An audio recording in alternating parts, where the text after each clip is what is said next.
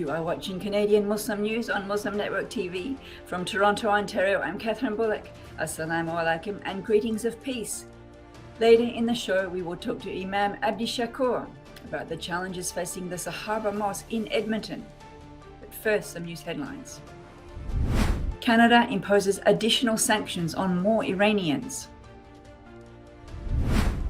Tourist faces Islamophobic attack for wearing hijab. Ontario grant aims to end gender-based violence. Israel bulldozes Gaza commercial terminal to build barrier. And now the details. Canada has imposed more sanctions on Iranian companies and individuals Friday, including on a former Tehran police chief who was seen in a Toronto gym last year.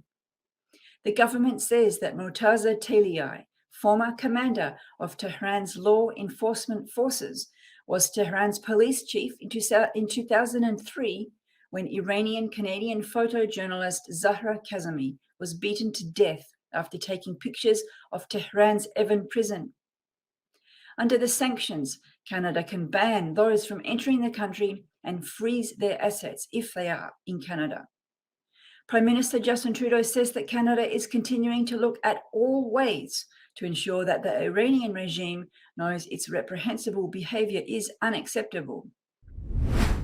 A Muslim woman has been subject to alleged Islamophobic abuse last week in British Columbia, report the police. The woman is visiting her daughter and son-in-law from overseas. According to news reports, while waiting in the car for her daughter to buy groceries, a man approached the vehicle. He berated her for parking there. Then he began verbally attacking her for her hijab, saying, quote, "Your hat shows you're bad because you're following stupid rules." The police are investigating the case. Statistics Canada reports hate crimes against Muslims rose 71% last year. The Honourable Marcy Ian, Minister for Women and Gender Equality and Youth, has announced up to $982,000 to 3 organisations in Ontario to end gender-based violence in the country. These include Community Family Services of Ontario, Muslim Resource Centre for Social Support and Integration, and Sexual Assault and Violence Intervention Services of Halton. In early November, a national action plan to end gender-based violence by the federal, provincial, territorial ministers responsible for the status of women was approved. The plan includes 5 pillars: support for victims, survivors and their families, prevention, responsive justice system, implementing Indigenous-led approaches, and social infrastructure and enabling environment. Israeli bulldozers have begun demolishing a commercial border crossing with the Gaza Strip to build a barrier along the border with the Palestinian territory. The cargo terminal and Mentor was first opened in 1994 to allow Palestinian merchants to import and export goods. Israel, however, closed the crossing in 2011 on the grounds that it was used by Palestinians to stage attacks against Israelis. An Israeli army spokesman says a defense barrier will be built in the terminal's place. The crossing is currently Gaza's only functioning commercial terminal. Israel closed 3 others in 2006. Israel's siege of Gaza deprives people of many essential commodities, including food, fuel, medicine, and building materials. And that's it for the news. The Sahaba Mosque in Edmonton is expanding to a second site. To talk to us today about his community and the expansion, we are joined by Imam Abdishakour. Assalamu alaikum. Welcome to the show. Wa alaikum assalam wa rahmatullahi wa barakatuh. Thank you, sister. Thank you for joining us. An expansion is always very exciting. It comes with a lot of headaches, but it means the community is thriving. Do you want to tell us, please, about your expansion? Alhamdulillah, Rabbil Alameen, salatu wa salam ala Rasulullah. Thank you, sister. And alhamdulillah, Edmonton Masjid Sahaba is a mosque or a masjid that is located in the downtown area of the Edmonton. Mm. And for a very long time was pretty much the only masjid in the downtown area. Alhamdulillah, nowadays we have more masajid that have appeared in the nearby in the neighborhood. Mm. So and the masjid, alhamdulillah, caters to a group of Muslims, that are located throughout the city. And for a very long time, as I said, it was the only mosque in the downtown. So people had a lot of attachment to this masjid. Mm. And alhamdulillah, we were looking to, get a bigger place for a while. And alhamdulillah, approximately 5 years ago, we were able to get a location in the south side of the city. Mhm. At that time, it was part of Leduc, but now it's part of Edmonton. Mm. And alhamdulillah, it was a blessing of Allah subhanahu wa ta'ala, because as soon as we were able to get that place, Mm. a lot of Muslims that were looking for a masjid in that area were very glad to have that masjid open just next to their home. And alhamdulillah, the community is really happy to have that mosque in that area.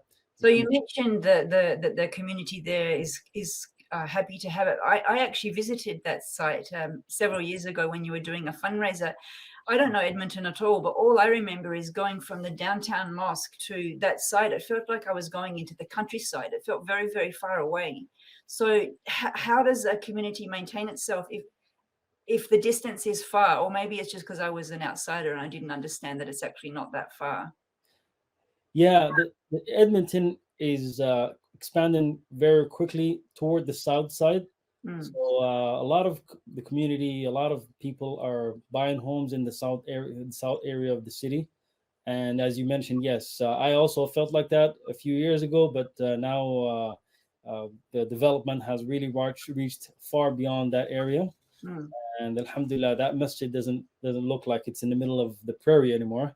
Mm. It's pretty, alhamdulillah, it's in a neighborhood where people actually even walk. I saw people even walking to the masjid now. And so alhamdulillah, it's fast growing community over there. Mhm. Alhamdulillah, you can see it, especially when you go on the weekends and the different programs we have. Just a lot of people showing up. And if you ask them where you guys coming from, they're just saying 5 minutes, 6 minutes away from the masjid. And fundraising is always a challenge, but especially in these times, we've had COVID, we've had inflation hitting people, there's job affecting. How is the current times affecting the expansion project or the development? Yes, it is difficult times nowadays. People are having a lot of difficulties with the finances, and people are, we all know what's going on around the world nowadays. Mm. But alhamdulillah, we're very glad to have a lot of generous Muslims and a lot of generous people, and they're always ready to help out so that they can help the house of Allah subhanahu wa ta'ala. And of course, we always remind each other about the reward, and people always find a way to help out the house of Allah subhanahu, whether it's financially, whether it's with their time. We always, alhamdulillah, get a lot of people to contribute and help out the house of Allah subhanahu wa ta'ala. Alhamdulillah. That means thanks be to God, in case somebody's watching not knowing Arabic. The Edmonton has been in the news for some very sad reasons over the last year, with a spate of attacks against Muslim women, Black Muslim women of I think mostly Somali heritage. How are those women part of your community, and how are you coping with those kinds of attacks? Unfortunately, yes, we've experienced a few attacks throughout the few years, especially during the COVID times, and even a little bit before and after.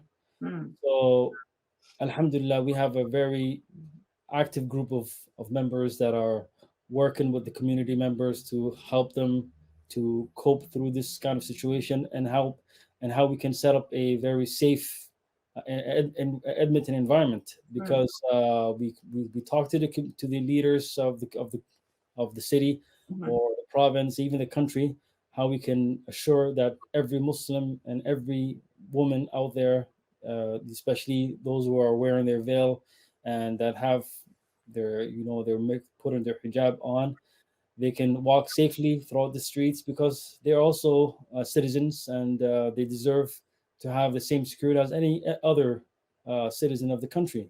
Mm. So we are working really hard in how we can help them, whether it is spiritually and helping them, advising them, at the same time how we can get things working with the city, so we can actually make sure that we have things set up that people don't have to feel unsafe when Mm. they want to go throughout their city.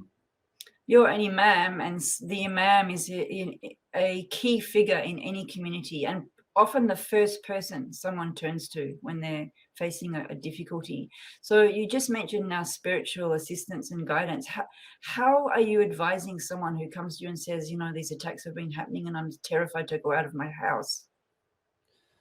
Yes, I've had some individuals that approached me, their family members approached us, and we are here. I usually talk to them and listen to what they have to say, and to reassure them that we are here to support them as the mosque and their community, and they're not alone in facing these kind of issues.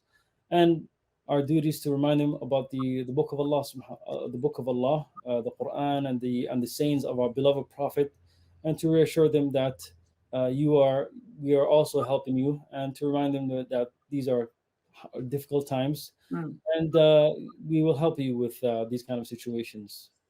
I imagine then that's quite comforting for them to know that they're not alone. Definitely, yes.